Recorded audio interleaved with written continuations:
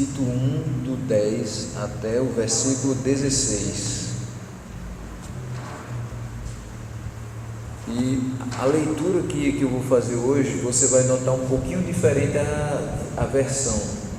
Eu vou fazer a leitura na Nova Versão Internacional, mas é palavra de Deus da mesma forma, só para que a linguagem tenha um peso que de fato o autor quis dar, já que ele vai começar falando exatamente o seguinte, versículo de número 10: pois há muitos insubordinados que não passam de faladores e enganadores, especialmente os do grupo da circuncisão. É necessário que eles sejam silenciados, pois estão arruinando famílias inteiras, ensinando coisas que não devem, e tudo por ganância. Um dos seus próprios profetas chegou a dizer: cretenses, sempre mentirosos, feras malignas, glutões preguiçosos. Tal testemunho é verdadeiro, portanto, repreenda-os severamente, para que sejam sadios na fé. E não deem atenção a lendas judaicas, nem a mandamentos de homens que rejeitam a verdade. Para os puros todas as coisas são puras, mas para os impuros e descrentes nada é puro. De fato, tanto a mente como a consciência deles estão corrompidas. Eles afirmam que conhecem a Deus, mas por seus atos o negam. São detestáveis, desobedientes e desqualificados para qualquer boa obra. Vamos orar nesse momento, pedindo que Deus nos conduza nessa última parte, nesse último bloco do capítulo 1 da carta de Paulo a Tito. Senhor nosso Deus, queremos te agradecer por termos chegado até a tua casa. Queremos te agradecer pela tua santa palavra, que nessa hora é lida e será exposta, que o Senhor possa nos iluminar para que entendamos aquilo que essa passagem quer nos trazer de lições para o dia de hoje, e que o Senhor possa abençoar este culto que está sendo feito, direcionado a Ti. Recebe o nosso culto, a nossa adoração, e nos encaminha na exposição do sagrado, das sagradas letras. Assim nós te oramos, gratos por tudo, em nome de Jesus. Amém. Podem sentar. Vou tirar um pouquinho aqui no pedestal, só para ficar mais próximo aqui do microfone, todo mundo ouvir melhor. O que nós temos visto da carta de Paulo a Tito é algo muito interessante. Temos percebido que em todos os momentos Paulo tem alertado essa igreja com relação a, primeiro, aquilo que é necessário de se fazer da parte de Tito para com a igreja, e agora a igreja com relação aos falsos mestres, falsos profetas. E o grupo de irmãos da ilha de Creta foi primeiramente cuidado por Paulo, depois por Tito. E ali esses dois promoviam a fé genuína com base nas Escrituras e na esperança da vida eterna, que nós lemos na primeira ministração, que quem promete essa vida eterna antes dos tempos eternos é aquele que não pode mentir, que é o Senhor. E a tarefa de Tito era organizar a igreja, o que nós vimos também há 4 semanas, e ele deveria ter critérios para estabelecer oficiais, presbíteros em cada cidade, o que nós vimos 2 semanas atrás. Sendo assim, os deveres e qualificações daqueles que eram chamados para ser ministro do Evangelho foram os últimos versículos que nós lemos e trabalhamos. E hoje nós vamos ver o contexto que existia na igreja de Creta e que nós não estamos livres de passar, que é a presença de falsos mestres e profetas no nosso meio e como lidar com eles. Então, o versículo 10 e versículo 11 vai nos trazer as características desses falsos mestres. Lendo de novo aqui com os irmãos, o que é que nós temos? Pois há muitos insubordinados que não passam de faladores e enganadores, especialmente os do grupo da circuncisão. É necessário que eles sejam silenciados, pois estão arruinando famílias inteiras, ensinando coisas que não devem, e tudo por ganância. Então, depois de falar dos atributos dos verdadeiros ministros de Deus, Paulo agora vai passar a expor e alertar não só Tito, mas os cretenses a respeito da identidade dos falsos mestres. E no versículo 10 ele diz: eram judaizantes. Quando ele diz eram os do grupo da circuncisão, esses eram judaizantes. E eles tinham pelo menos duas características. A primeira, eram insubordinados. Ele diz: pois há muitos insubordinados, ou seja, pessoas que não se colocavam debaixo da autoridade da Escritura, muito menos da liderança constituída por Deus através da vida de Tito. Eram também enganadores. Segundo ponto, eles eram enganadores, ou seja, tinham uma vida errada, mostravam a doutrina falsa, não firmavam as pessoas na fé. E a gente viu na primeira exposição que aqui Paulo deixa Tito ali na ilha de Creta justamente para promover a fé, e as pessoas deveriam ser firmadas na fé, e a fé genuína. E esses que eram falsos mestres não firmavam as pessoas na fé, negavam a eficácia do sacrifício de Cristo na cruz, a suficiência da graça para a salvação e a observância de ritos judaicos para que a pessoa fosse salva. Então imagine só, chega Paulo, passa alguns anos organizando a igreja e dizendo: só podemos viver segundo esse evangelho. Outra coisa que seja pregada, nós não podemos nos firmar nisso. Tito continua esse mesmo trabalho, mas agora falsos mestres começam a entrar no seio da igreja dizendo: olha, o sacrifício de Cristo não foi suficiente. Então disso daí a gente já sabe que eles são falsos. Segunda coisa, a graça não é suficiente para a salvação, tem que ser a graça mais alguma coisa. Como hoje a gente ainda vê muitos grupos dizendo: olha, é o sacrifício de Cristo mais as boas obras, é a graça de Cristo mais a caridade, né? E também tinha a questão da observância de ritos judaicos para que você fosse salvo.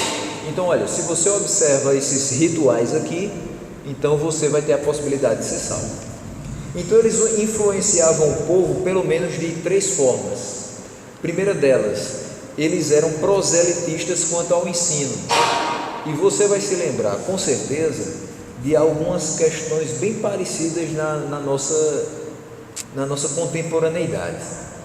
Eles iam de casa em casa. Existem hoje grupos chamados religiosos, só que a gente percebe que são seitas, que vão de casa em casa. Ainda existe isso na nossa época. Eles espalham doutrina antibíblica. Esses que vão de casa em casa também geralmente espalham a doutrina que é antibíblica. E quais eram as pessoas que eles mais procuravam? Os novos convertidos. Então eles procuravam enredar os novos convertidos que ainda não tinham uma base tão sólida. Então, se eu chegasse com qualquer discurso que parecesse que fazia sentido, para eles era o prato cheio, né? De chegar para a pessoa e dizer: olha, acredite nisso, porque é uma palavra que você deve dar confiança. E ele, como não tinha base ainda, começava a acreditar.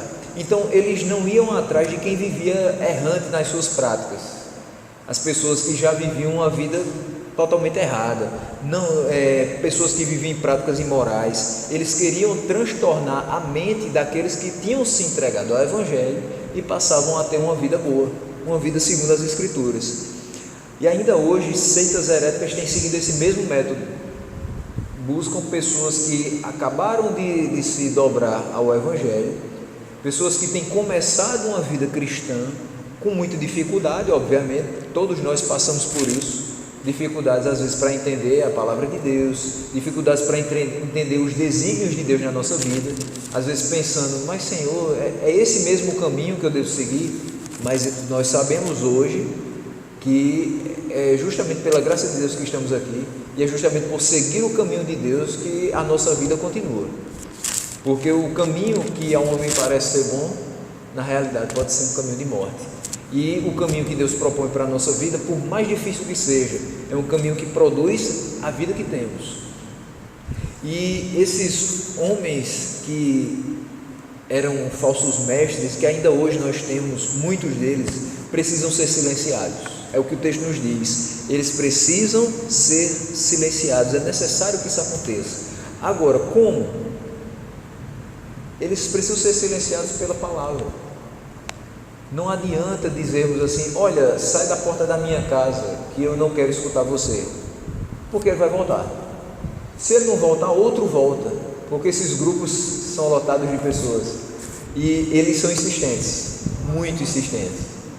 Eles passam na sua casa e dizem assim: eu só quero entregar uma literatura. E aí você diz: não, mas eu já tenho a palavra de Deus. E aí ele respeita. Semana seguinte aparece outra pessoa: olha, eu queria entregar uma palavra para você, eu queria falar uma coisa para você, é algo muito interessante, você vai gostar, deixa a gente entrar e a gente vai compartilhar com você, não faz mal, a gente não vai falar de religião, a gente vai só falar de uma palavra que é boa. E nisso daí eles conseguem enredar várias pessoas, que às vezes, para não serem deselegantes, né, não faltarem com a educação, diz: tudo bem, entre, não faz mal. Mas faz mal quando você escuta aquilo que não vem da parte de Deus. E hoje tivemos a oportunidade de trabalhar na escola dominical, na classe dos jovens e adolescentes.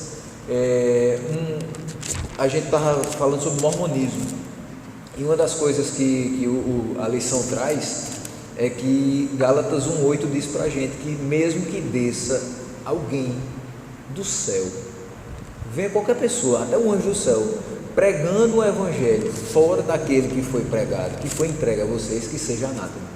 Então, nisso daí nós percebemos que essas pessoas, esses falsos mestres dessa época de Paulo e de Tito e de hoje, precisam ser silenciados. E nós só vamos silenciá-los se mostrarmos firmeza na palavra de Deus, quando nós firmarmos os nossos passos na fé. Então, aqui nós vamos ver que não só eles tinham essa forma de pregar de casa em casa e de arruinar famílias inteiras, mas eles eram corruptores quanto à moral. Já que eles não procuravam pessoas que tinham problemas morais, mas pessoas que estavam vivendo corretamente, eles pensariam mais ou menos o seguinte: eles estão brigando tanto contra a carne para viver uma vida de santidade, se a gente oferecer uma vida que eles possam viver mais facilmente, eu acho que eles vão querer. Então, qualquer discurso que dissesse: olha, vem do jeito que você está, venha para cá, fique com a gente não vai cobrar a santidade de você, não vai cobrar não vai ter nenhuma exigência, nenhum sacrifício, e você pode fazer parte da nossa seita, que ele não ia dizer que era seita, né, do nosso grupo. Então eles eram corruptores quanto à moral, eles pervertiam casas inteiras e exerciam má influência na vida da família, e a doutrina deles promovia perversão e não santidade, promoviam escravidão e não libertação, produziam morte em lugar de vida. Mas não só isso, uma terceira forma que eles trabalhavam é que eles eram gananciosos quanto à motivação. Eles não faziam o que faziam simplesmente para ver o grupo crescer, para ver a sua ideia ser propagada. O texto que nós lemos diz que eles ensinavam coisas que não deviam, e tudo por ganância. Então eles arruinavam famílias inteiras, ensinavam coisas que não deviam, tudo por ganância. Nós identificamos falsos mestres ainda hoje pela ganância deles, e infelizmente nós identificamos falsos crentes também pela ganância. Como é que os falsos mestres conseguem ter templos lotados, impérios sendo formados, riquezas materiais aos montes, se não fosse pela ganância daqueles que ouvem? Olha, vem para cá que você vai ganhar um carro zero. Olha, vem para cá que a gente vai resolver o seu problema. Você vai conseguir a sua casa própria. E a ganância do coração humano vai fazendo com que as pessoas acreditem nessas coisas e digam: eu vou, mesmo sabendo que não é o plano de Deus, mesmo sabendo que não é o momento de Deus abençoá-las com essas coisas. É lícito pensarmos no nosso progresso material? Com certeza. Você pode pensar em progredir financeiramente na sua vida, você pode pensar em ter a sua casa, em ter o seu carro, em ter a feira feita todos os meses. Isso não é pecado de forma alguma. Agora, quando isso é a única coisa que preenche o seu coração, torna-se pecado. Quando a ganância por ter mais e melhor o tempo todo toma o seu coração, isso é pecaminoso. E esses falsos mestres eram gananciosos a esse ponto. Então, esses falsos mestres ainda hoje pensam no lucro pessoal e não na vida espiritual das pessoas. É por isso que eles não pregam o Evangelho, eles pregam qualquer outra coisa. Eles não são pastores de ovelhas do Senhor, mas são lobos devoradores que buscam nos tragar e nos afastar da segurança que só há no aprisco do Senhor. E versículos 12 e 13 vão nos mostrar o caráter desses falsos mestres, né? Paulo vai citar no versículo 12 um poeta chamado Epimênides de Quinosso. Ele era poeta e mestre religioso do século 6 a.C. E ele dizia o seguinte: cretenses sempre mentirosos, feras malignas, glutões preguiçosos. Então esse poemazinho que ele recitava, Paulo diz aqui que traçava o perfil de muitos deles. Ele diz aqui no versículo 12, no versículo 13, tal testemunho é verdadeiro. Quando ele diz tal testemunho é verdadeiro, é como dizendo: olha, Epimênides falava isso de vocês, e muitos de vocês de fato são assim. Não todos, mas muitos de vocês são falsos mestres, porque falam que é mentiroso. Vocês falam aquilo que convém a vocês para ganhar lucro, falam aquilo que convém ao coração de vocês para enredar pessoas e aumentar o número de seguidores das suas seitas. Então, o primeiro ponto é que eles eram mentirosos, é aquilo que é citado no versículo. Mas eles não só falavam mentiras, esse é o grande problema, eles promoviam as mentiras indistintamente. Quando nós hoje escutamos uma mentira sendo contada, nós já sabemos que é mentira, a gente não dá prosseguimento àquilo. Eu sei que isso é mentira, então eu não vou nem dar ouvidos. Se não for algo verdadeiro, nem me conte. É a melhor atitude que a gente pode ter, principalmente dentro da casa do Senhor, quando surgem os boatos, as mentiras. Olha, irmão, nem me conte, porque se é mentiroso, eu não quero nem ouvir. Se for da parte de Deus, eu recebo essa informação. Mas eles não só falavam, mas promoviam isso. Então aquilo dali começava a ser propagado e as pessoas viviam nessas mentiras e começavam a acreditar nessas mentiras como se de fato fossem verdade. Eles não se dispuseram ao serviço de Deus. A gente percebe isso quando algo é mentiroso, que isso não provém da parte de Deus, porque em Deus há verdade, e aquele que é pai da mentira a gente sabe bem quem é. Então esses falsos mestres eram instrumentos do diabo e embaixadores do engano. Segundo ponto, eles eram violentos, feras terríveis. Quando eles não conseguiam convencer uma pessoa pelas conversas deles, pelo discurso deles, eles procuravam fazer isso pela violência. E nós temos hoje uma comunidade que se assemelha muito a isso.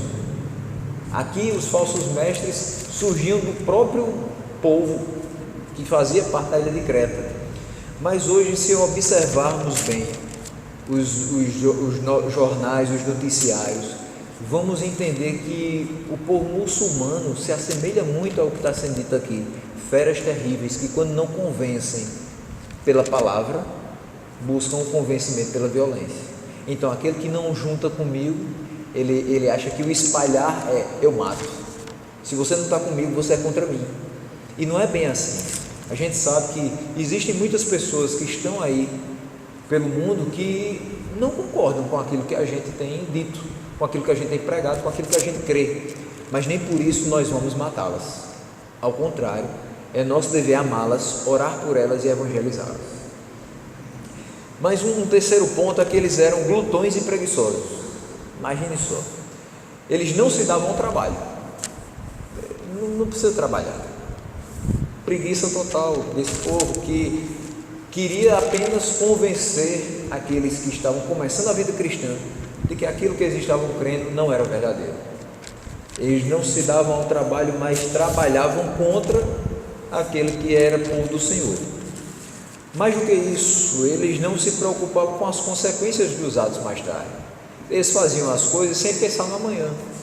Então, olha, eu estou aqui pregando isso que eu sei que não é verdadeiro, que eu tenho certeza que muitos sabiam que aquilo era mentira, mas propagavam como se fosse verdade. Então eu estou fazendo isso aqui, se ele acreditar, problema dele, mas eu não sou responsável pelo fim eterno dele. Cada um vai responder perante Deus. Então eles não tinham preocupação com a consequência dos seus atos, porque o que eles procuravam era o prazer imediato. Então, tive prazer com aquilo que eu fiz, estou feliz, está tudo certo. E hoje isso é muito propagado, e o perigo é que isso seja propagado dentro da igreja. Irmão, não se preocupe com quem diz para você que isso é pecado, o importante é ser feliz. A gente escuta tanto isso. Irmão, olha, Deus perdoa, Deus entende, o importante é ser feliz.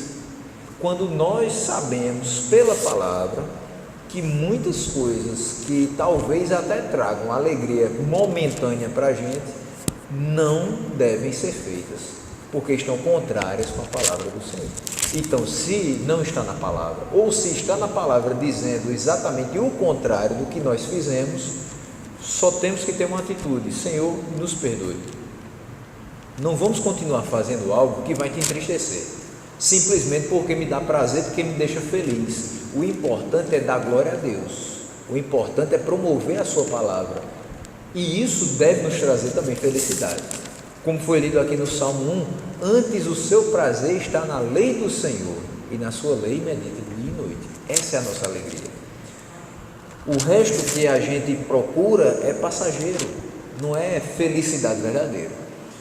Mas os versículos 14 a 16, para que nós concluamos hoje, vão falar dos erros desses falsos mestres, e eram 3 graves erros, pelo menos. Versículo 14 vai dizer o seguinte: não deem atenção a lendas judaicas, nem a mandamentos de homens que rejeitam a verdade. Eles eram legalistas quanto à teologia.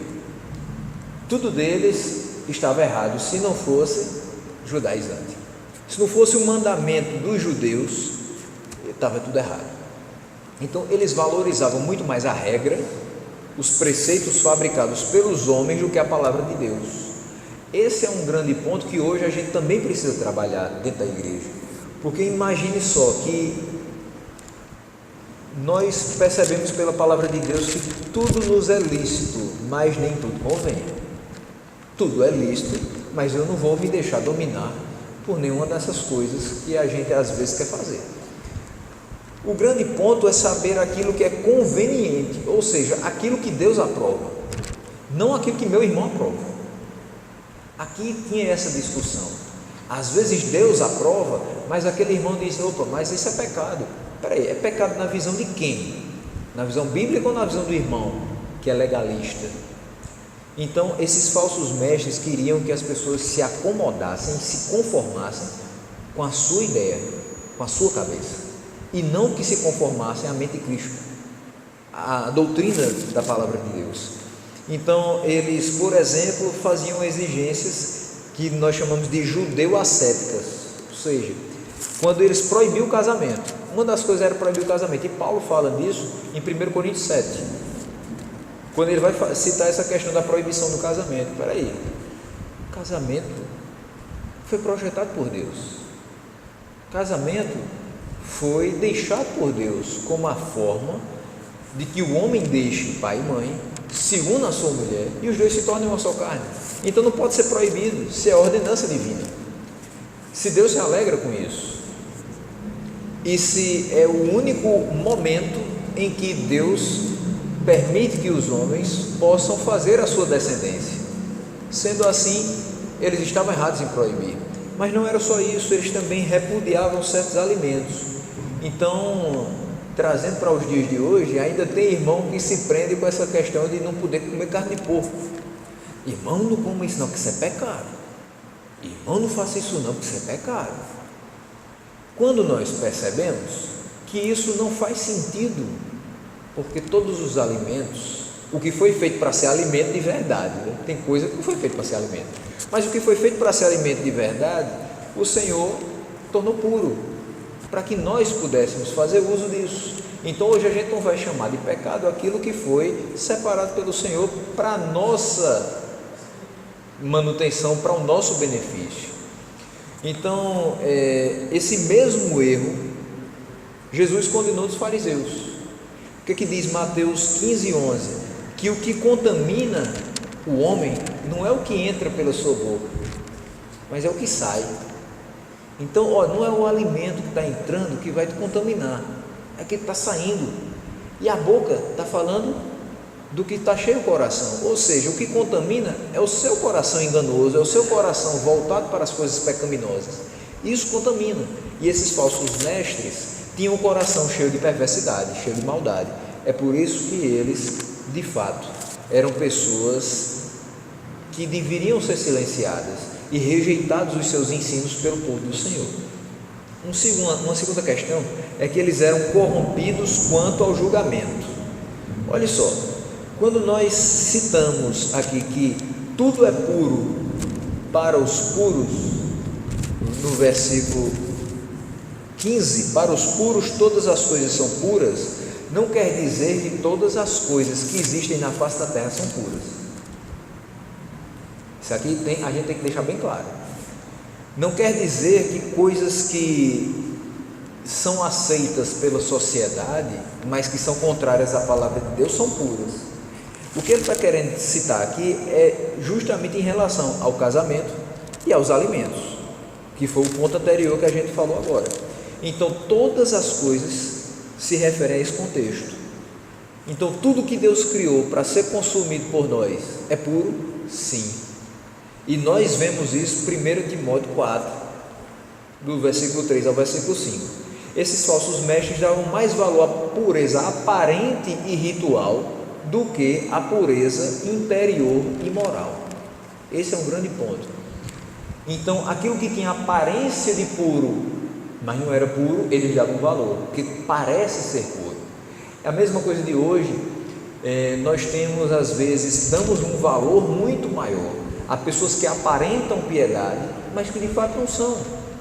Mas a forma como elas se apresentam faz com que a gente dê credibilidade a elas. Então eu vou dar credibilidade àquele pregador, porque ele é bem humilde, ele se apresenta assim com a cabeça sempre baixa, parece uma pessoa piedosa, mas ela pode não ser. E às vezes aquela pessoa que não tem essa forma muito assim de se apresentar, pode ser de fato uma pessoa piedosa, porque a piedade não é uma forma de se apresentar externa, é o que é fruto de um coração que foi mudado por Deus, que vê a vida com os olhos do Senhor e pelo prisma do Evangelho. Então, quando nós olhamos para esses falsos mestres, eles davam valor àquilo que era externo, àquilo que era ritualístico, não aquilo que de fato era produzido no coração transformado pela palavra e aquilo que produzia moralidade. O Evangelho não é simplesmente um conjunto de preceitos morais, mas ele traz sim a ideia de moralidade para o seu povo. Eu não posso dizer, eu sou do povo de Deus e eu vivo uma vida toda errada. Eu não posso dizer, eu fui transformado por Deus, mas eu faço tudo que é imoralidade. Então, essa ideia de apenas aparência devia ser rejeitada, porque de fato Deus sonda o nosso coração, e se o coração é puro, de fato as coisas que vamos falar serão puras. Mas se o coração é impuro, ele vai tornar impuro tudo o que você pensa, o que você fala, o que você faz. Ou seja, a pessoa que tem a mente suja faz com que todas as coisas sejam sujas. Uma coisa banal, uma coisa que não tem valor, a pessoa que tem a mente suja vai transformar em algo totalmente deturpado. Esses falsos mestres faziam isso, os falsos mestres de hoje fazem também, e por isso nós não devemos recebê-los, ouvi-los ou dar crédito.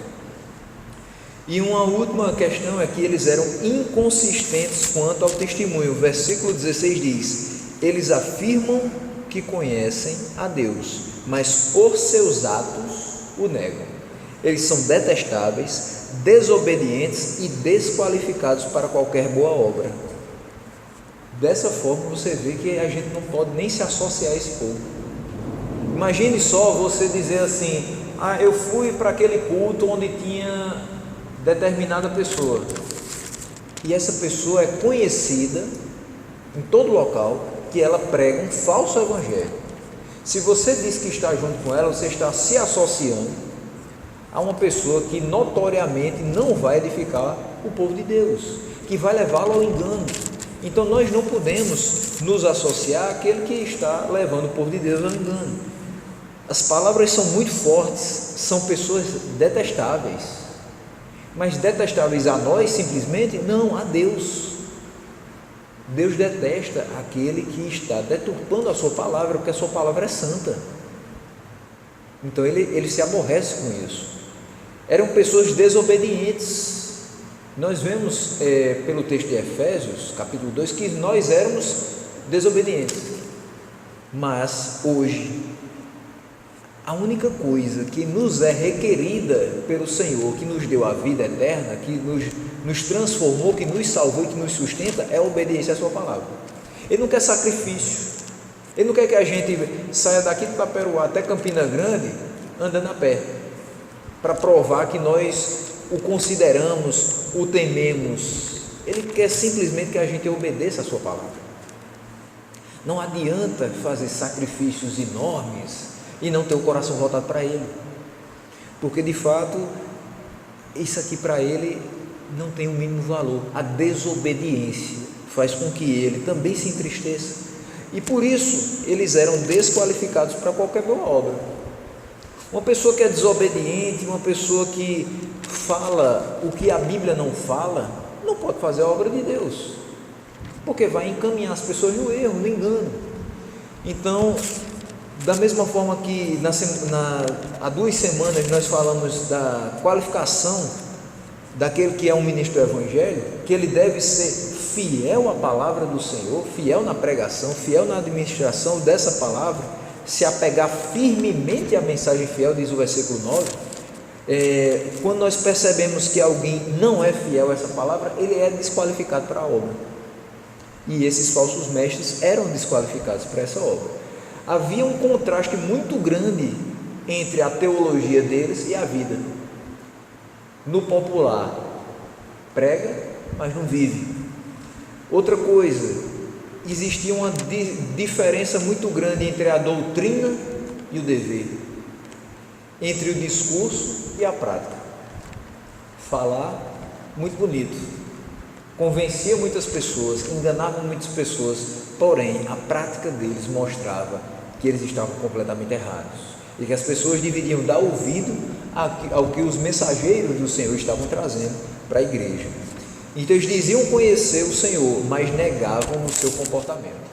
Infelizmente hoje ainda temos muitos exemplos desses, mas louvado seja o Senhor, que nós temos muitos exemplos de pessoas fiéis, nas quais nós também devemos nos espelhar. Temos o maior exemplo de todos, é o nosso Senhor e Salvador Jesus Cristo, mas Ele também nos dá, não só pelas Escrituras, mas hoje, ainda em nossos tempos tão atribulados, pessoas em que a gente tem como referenciais, pessoas que têm vivido o Evangelho, pessoas que têm trabalhado na obra e que têm sido obedientes à palavra do Senhor. Então que Deus nos livre desses falsos mestres, nos firme na sua palavra, para que entre nós haja um crescimento, haja edificação, e para que a gente possa defender a fé cristã, segundo a grande comissão que nos ensina que nós devemos ir e pregar o Evangelho a toda criatura. Somente o Evangelho, que é poder de Deus para a salvação de todos nós que cremos, né? Então que Deus nos abençoe, nos guarde com Jesus, que essa palavra fique gravada no nosso coração.